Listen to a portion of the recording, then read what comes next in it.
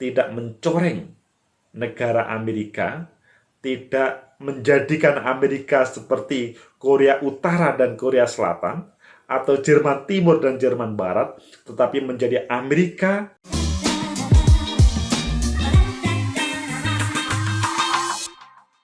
Assalamualaikum warahmatullahi wabarakatuh. Selamat pagi, salam sejahtera untuk kita semua, saudara pecinta masa depan negeri. Berbeda dengan hari biasanya, Amerika Serikat menyongsong pelantikan presiden di 2021 ini. Joe Biden sebagai presiden pengganti Trump. Tetapi ada hal yang berbeda dengan biasanya, yaitu banyak orang yang memakai senjata api berkeliaran di berbagai tempat umum, tempat terbuka di Amerika Serikat. Mengapa mereka membawa senjata api? Ya, pasti ada hubungannya dengan pelantikan Presiden Joe Biden besok. Siapa mereka? Tidak hanya satu kelompok. Bagaimana Amerika? Apakah memperbolehkan atau tidak? Ayo kita bahas nanti apakah mereka akan mendapat ancaman terkait dengan kepemilikan senjata api sebagaimana yang terjadi di Indonesia, atau mereka sah-sah saja. Dan sebetulnya bagaimana suasana terkini pada suasana sekitar pelantikan Joe Biden? Ada pendemo bersenjata api di Amerika Serikat bikin seram pelantikan Biden. Ini adalah sebuah berita yang ditampilkan oleh CNBC Indonesia. Pelantikan presiden terpilih AS Joe Biden 20 Januari nanti akan digelar. Namun, situasi di negeri Paman Sam sepertinya mencekam. Ya, ini adalah sebuah pelantikan yang sangat mencekam, berbeda dengan pelantikan Trump kemarin, atau Obama sebelumnya, Clinton sebelumnya. Ini adalah pelantikan yang paling mencekam. Mengapa? Ya, gesekan pendukung kedua, Biden sama Trump, itu sama-sama hebatnya dan hebohnya. Berbeda dengan di Indonesia, meskipun juga sama hebohnya, tetapi tidak mencekam pada waktu proses pelantikan presiden kemarin.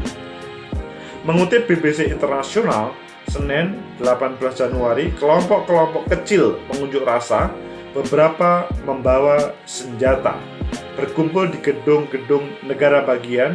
Ketegangan meningkat pasca kerusuhan mematikan di gedung Kongres, The Capitol Hill, 6 Januari yang lalu.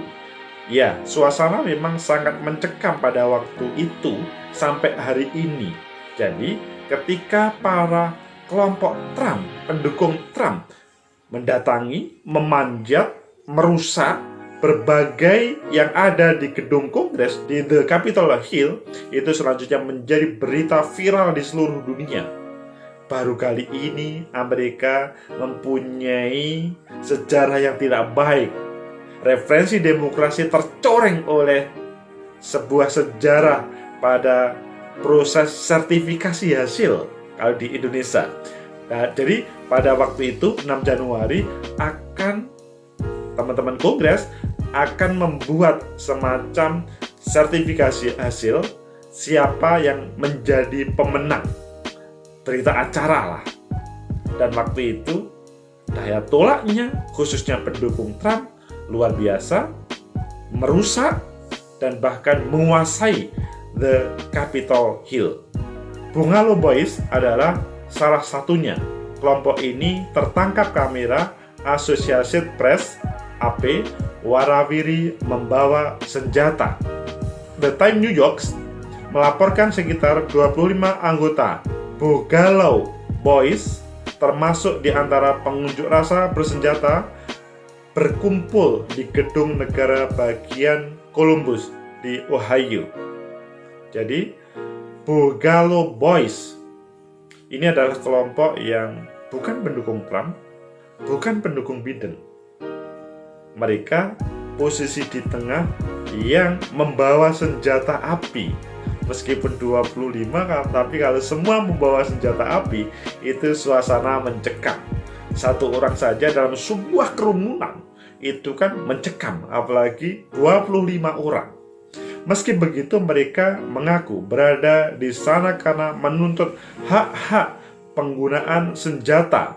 Walau sebenarnya Boogaloo sudah terkenal sebagai kelompok ekstrim yang tidak menggulingkan pemerintahan Amerika Serikat. Jadi Boogaloo Boys ini adalah kelompok yang sudah lama sebetulnya. Jangan disamakan dengan di Indonesia ya cerita ini, karena kalau di Indonesia itu tidak boleh mempunyai senjata api, apalagi membawa di depan publik. Satu aja nggak boleh di Indonesia, apalagi banyak. Kalau di Indonesia persyaratannya, ya boleh sih sebetulnya, tapi ada persyaratan-persyaratan tertentu. Dan hal itu tidak setiap orang bisa mendapatkannya. Boleh, tetapi tidak boleh untuk ancaman.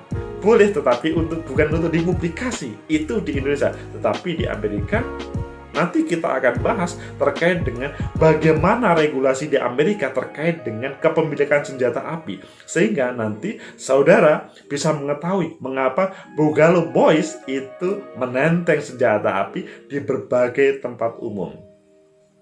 Sementara itu, di Michigan, sekitar 20 orang, beberapa membawa senapan, juga melakukan protes di luar gedung negara bagian di Lansing saat polisi mengawasi. Sekelompok kecil yang sama terdiri dari sekitar selusin pengunjuk rasa dan beberapa membawa senapan, berdiri di luar Texas, Capitol di Austin. Jadi, tidak hanya di satu tempat, tetapi di beberapa tempat yang ini juga berbeda kelompok. Kalau Boogaloo Boys tadi terlihat di Columbus, di Ohio, kalau berbicara yang lainnya itu adalah di Texas Capitol Austin. Jadi suasananya kalau tidak hanya satu tempat dan beberapa orang, ya betul mencekam. Kelompok lain, Cowboys for Trump. Nah, ini kelompok yang lain, kelompok pendukung Trump, juga telah bersumpah akan membawa senjata api saat Biden dilantik nanti. Ini adalah kelompok sayap kanan pendukung Trump. Jadi, Cowboys for Trump ini adalah jelas mereka pendukung Trump. Berbeda dengan Boogaloo Boys dan mereka yang ada di Capitol Austin tadi. Mereka adalah orang di luar Trump. Kalau the Cowboys for Trump ini adalah pendukung Trump yang akan membawa senjata api dengan sebuah ancaman. Kalau ada pelantikan, kami akan membawa senjata api. Namun tidak dilaporkan adanya bentrokan yang terjadi.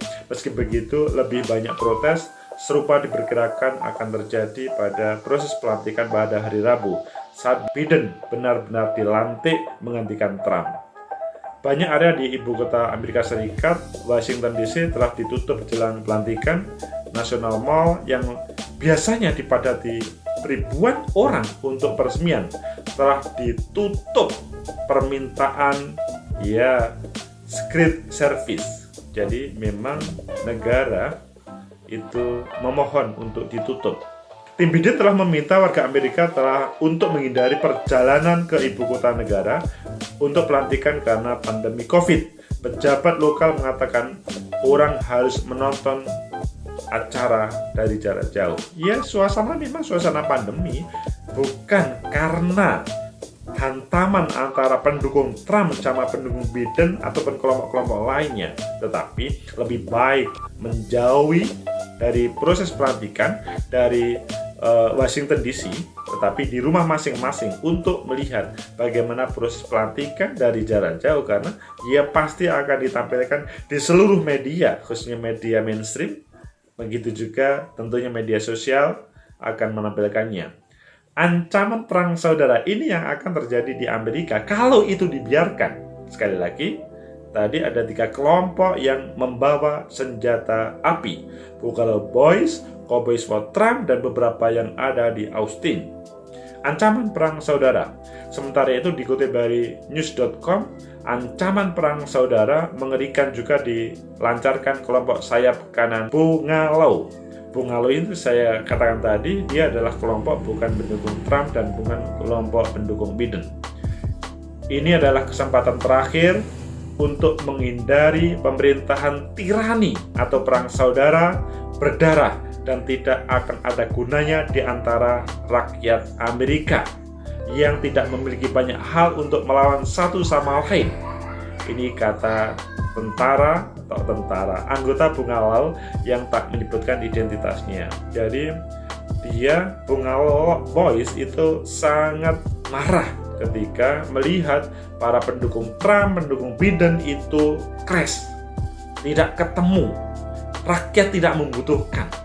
Yang dibutuhkan adalah persatuan. Ya, ada benarnya sih sebetulnya Bungalal Boys itu, tetapi ada tidak benarnya ketika dibawa atau ancaman senapan, meskipun nanti akan kita bahas. Pesan kami kepada pemerintah adalah kami datang dengan damai. Kami tidak berniat melakukan kekerasan, tapi saya mohon dengan berinang air mata dan suara yang pecah, jika Anda terus menindas rakyat Amerika, mereka tidak akan rasional lagi. Jadi akan melawan terhadap yang menindas. Tentunya ini disampaikan kepada siapapun pemerintah. Maksudnya pemerintah yang sedang berkonflik, karena rakyat Amerika tidak membutuhkannya. Sebelumnya, beberapa toko senjata api dilaporkan kewalahan melayani pembeli senjata api yang meningkat drastis. Nah, ini suasana di sana berbeda sekali lagi dengan yang ada di Indonesia kalau berbicara senjata api. Pakar keamanan senjata Stephen Gutowski memposting gambar tanda di luar toko lokalnya di negara bagian Virginia yang menunjukkan tidak ada amunisi yang tersedia. Sebetulnya banyak toko senjata api tentunya yang terbuka untuk publik itu juga sudah ditutupi, maksudnya tidak ada amunisi, tidak ada senjata api, sehingga sebetulnya bagaimana menghindari hal ini? Mungkin tujuannya itu. Tapi sebetulnya tadi saya sudah berjanji akan menampilkan, mengupas bagaimana senjata api di Amerika. Apakah memang di sana itu boleh atau tidak? Ayo kita lihat di salah satu yang ditampilkan oleh Kumparan. Pada dasarnya, kepemilikan senjata api di Amerika Serikat adalah hak setiap warga negaranya yang dilindungi oleh Amandemen Kedua Konstitusi tahun 1791 silam. Amandemen ini diadopsi dari Bill of Rights. Jadi,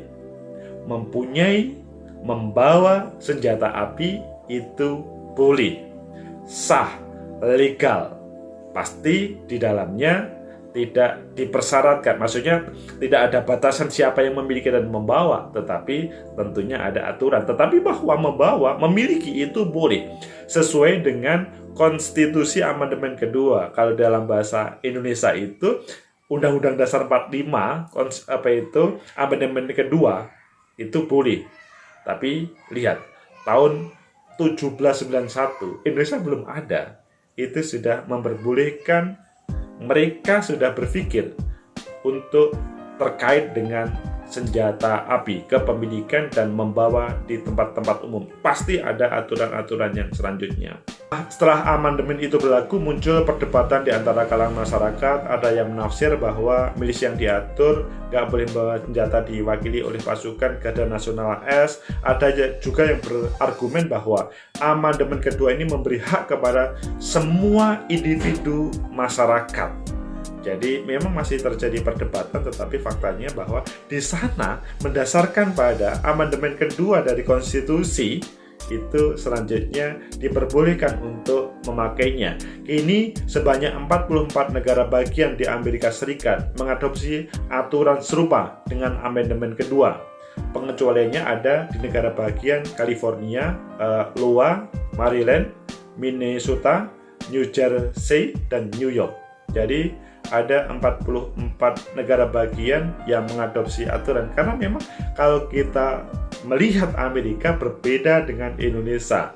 Sana negara Amerika Serikat, kita negara kesatuan, sehingga aturan-aturan yang ada di berbagai negara bagian itu berbeda. Kalau di Indonesia semua 34 provinsi harus sama terkait dengan yang umum, khususnya hal senjata api. Tetapi di sana tentunya karena negara bagian itu bisa mempunyai kebijakan yang berbeda. Sehingga semoga pelantikan Biden berjalan dengan baik tidak mencoreng negara Amerika, tidak menjadikan Amerika seperti Korea Utara dan Korea Selatan, atau Jerman Timur dan Jerman Barat, tetapi menjadi Amerika yang menjadi pendukung demokrasi, menjadi referensi demokrasi bagi seluruh negara. Pengalaman 2020-2021 pendukung Trump dan pendukung Biden itu menjadi catatan yang tidak baik, yang seharusnya mereka belajar ke Indonesia pada 2019 ketika pendukung Pak Jokowi sama pendukung Pak Prabowo awalnya berhantaman betul, tetapi ketika pelantikan welcome. Bahkan di dalam pemerintahan selanjutnya Pak Prabowo diajak untuk membangun negeri ini. Mungkinkah itu di Amerika terjadi? Ayo kita lihat saja pelantikan nanti. Semoga berjalan dengan baik. Ancaman-ancaman dengan senjata api tadi semoga hanya sebagai hiasan yang bagaimana sebuah negara demokrasi bisa merespon terkait dengan ancaman-ancaman tersebut. Like, subscribe, comment, and share. Sampai jumpa.